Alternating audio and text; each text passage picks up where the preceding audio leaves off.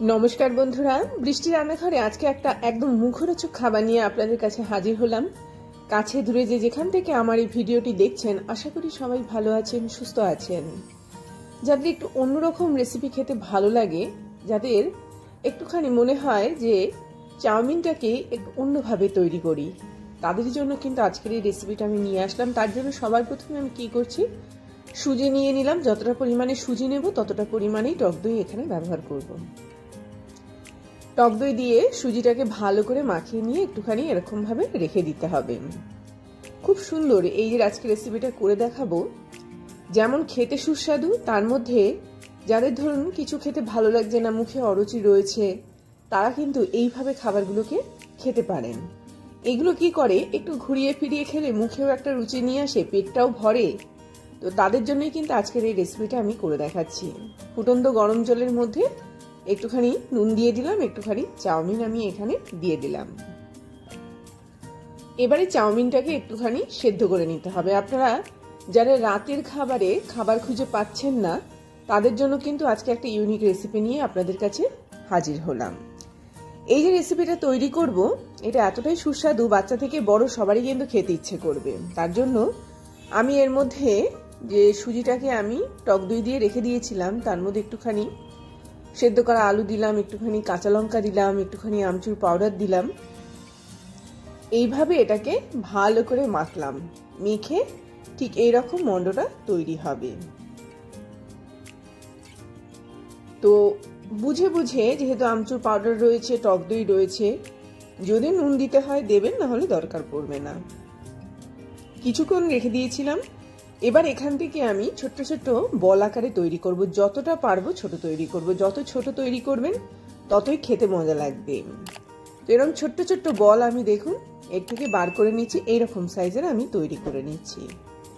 তো জাস্ট কিছুই না, একটু করে নেব, নিয়ে এরকম হাত দিয়ে ঘুরিয়ে ছোট্ট ছোট্ট বল আকারে তৈরি করে নেব। এতগুলো বল আমার তৈরি হয়ে গেল। এবার যেটা করব, একটা ফ্রাইং প্যান আমি বসিয়ে দিলাম। ফ্রাইং প্যানটাকে একটুখানি গরম করে নিলাম। এবার এর মধ্যে আমি তেল দিয়ে দিলাম। তেলটাকেও একটুখানি গরম করে নেব। তেলটা বেশ ভালো রকমের একটু গরম হয়ে গেলে এই যে বলগুলো আমি তৈরি করে নিয়েছিলাম, সেগুলো একে একে আমি এর মধ্যে দিয়ে দেব। বুঝতেই পারছেন রেসিপিটা একটু অন্যরকম খেতে হবে। বাচ্চাদের তো বিশাল মজার লাগবে, তার সাথে সাথে বড়দেরও কিন্তু ভালো লাগবে। নর্মালি তো আমরা চাউমিন তো খেয়েই থাকি, কিন্তু এটা একটুখানি অন্যভাবে তৈরি করা চাউমিন, তাতে করে পেটটাও ভরবে, মনটাও ভরবে। তো এরকম ভাবে আমি নাড়িয়ে নাড়িয়ে দেখুন এগুলোকে কালারিং করে নিয়ে আসছি, একটু লাল করে নিয়ে আসছি, একটু ভাজা করে নিয়ে আসছি। সাদা কালারটা পুরো চলে যাবে, লালচে কালারটা এর মধ্যে চলে আসবে। তো এরকম ভাবে আমি হাত দিয়ে নাড়িয়ে নাড়িয়ে এগুলোকে কিন্তু ভাজা করে নিচ্ছি। কোনো রকম খুন্তি বা কিছু ব্যবহার করার দরকার নেই। এরকম ভাবে নাড়ালেই কিন্তু এগুলো এপিট ওপিট করে বেশ খুব সুন্দর করে লালচে করে ভাজা হয়ে যাবে। তো বলগুলো আমার একরকম ভাজা হয়ে গেল। এবার যতটুকু তেল পড়ে রয়েছে তার মধ্যে কারি পাতা নিয়ে নিচ্ছি। কারি পাতাগুলোকে একটু তেলের মধ্যে ভাজা করে নেব। এরকম ভাবে একটুখানি বেশ ভাজা করে নিতে হবে। ভাজা করে নেওয়ার পরে এবার আপনারা যদি মনে করেন এর মধ্যে অন্য কোনো কিছু যা ফ্লেভার ভালো লাগে, সেই ফ্লেভারের কোনো কিছু অ্যাড করতে পারেন, নচেত কারি পাতার ফ্লেভারটাই ভালো লাগবে।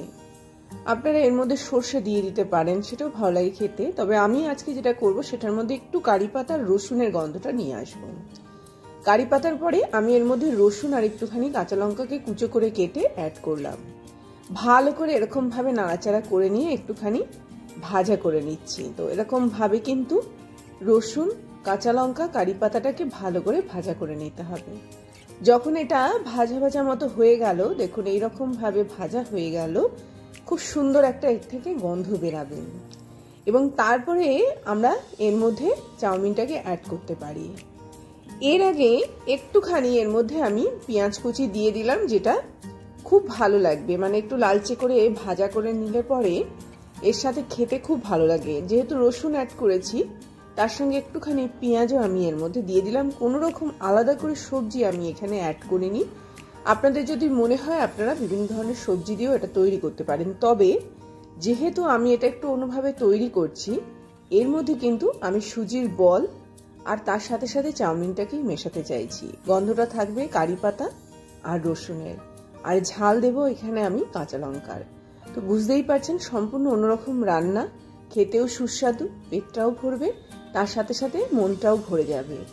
এতটাই অপূর্ব হয়েছে যে যাকেই খাওয়াই তার কাছ থেকে কিন্তু আমি প্রশংসা পেয়েছি।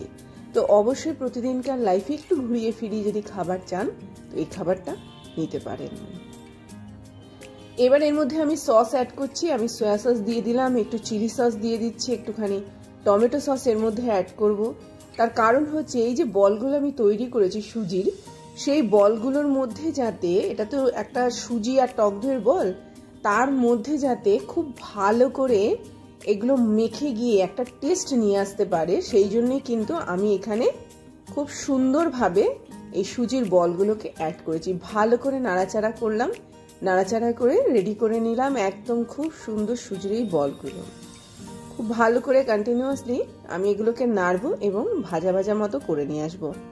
একটু ঢেকে দেব, ঢেকে দিলে কি হবে, সুজির বলগুলো খুব সুন্দরভাবে তৈরি হয়ে যাবে।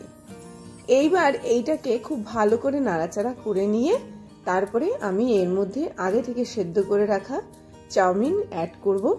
চাউমিনটাকে কিন্তু আমি সামান্য একটুখানি তেল দিয়ে ভালো করে ম্যারিনেট করে নিয়েছি।